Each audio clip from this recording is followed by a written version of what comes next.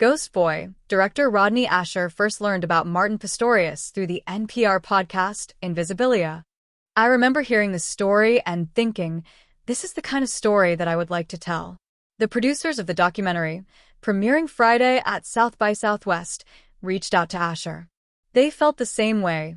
Pistorius' story about a 12-year-old South African boy who emerges from a vegetative state with no memories, unable to move or speak, but all too aware of his surroundings, needed to be told.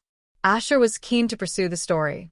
Pistorius was inside, a human, but others doubted he was fully aware of what was happening. He took in conversations like an eavesdropper. He caught TV shows left on for him. In the doc, Pistorius communicates through text-to-voice augmentative and alternative communication software. He spends time reflecting on his journey and the family, friends, and caregivers, and how over the years he had observed them. For Asher, it was similar to his film, A Glitch in the Matrix, which is about people who had fallen into isolation and the dangers it could lead to. Ghost Boy was the opposite. It was great timing to move from that to a story that went the other way, one that led out from isolation to human connection.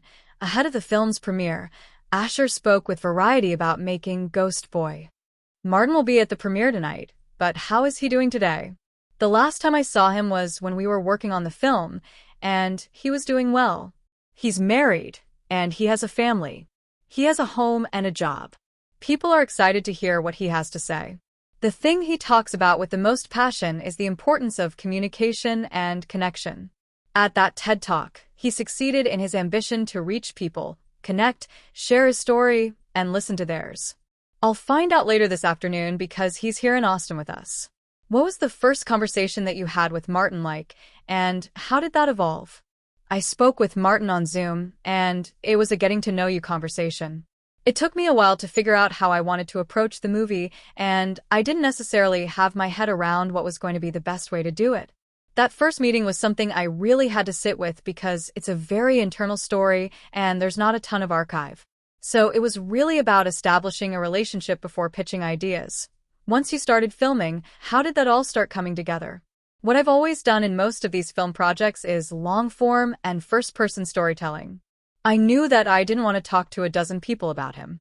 I wanted to hear him tell his story, and then I watched his TED Talk, and what was so amazing about that to me was the setup. He speaks through the text-to-speech software so that he had the speech loaded up and he pressed play.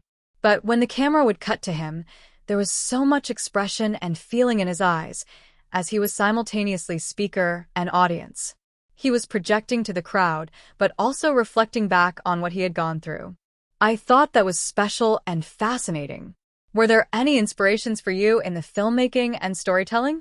The two Spalding Gray movies, Swimming to Cambodia and Grey's Anatomy, as well as The Kid Stays in the Picture, were films that have always been an important inspiration for me. But the approach of letting him tell his own story in his own words and his voice in his way became the driving force behind how we were going to do this. How did you and your cinematographer work to capture Martin's emotion the way you did? Because you don't have a typical talking head interview. George Foyt and I talked a lot about this because half of the movie was just going to be looking in Martin's eyes and reading the expression on his face. I knew that we wanted him to be looking straight into the lens. George selected a camera system that had a large sensor which gave us a critical shallow depth of field that emulates medium and larger format photography, which allows the eyes to be super sharp and in focus. Without revealing the ending, what was it like seeing that all come together? This is the first happy ending I've ever done, which was a nice change of pace. So much of it was inspired by the story that he describes in his book. The bones of it were sketched out ahead of time. We had a pretty rough idea of what the beginning, middle, and end were going to be, but the very end was a discovery. With some documentaries, there's a big leap of faith that you're taking because you don't necessarily know what all is going to be. You leap in with your best intentions, and you try to be aware of things that are going on around you. And you may think that you have everything planned out, but be ready for those left turns and those surprises when they come, because they're gifts.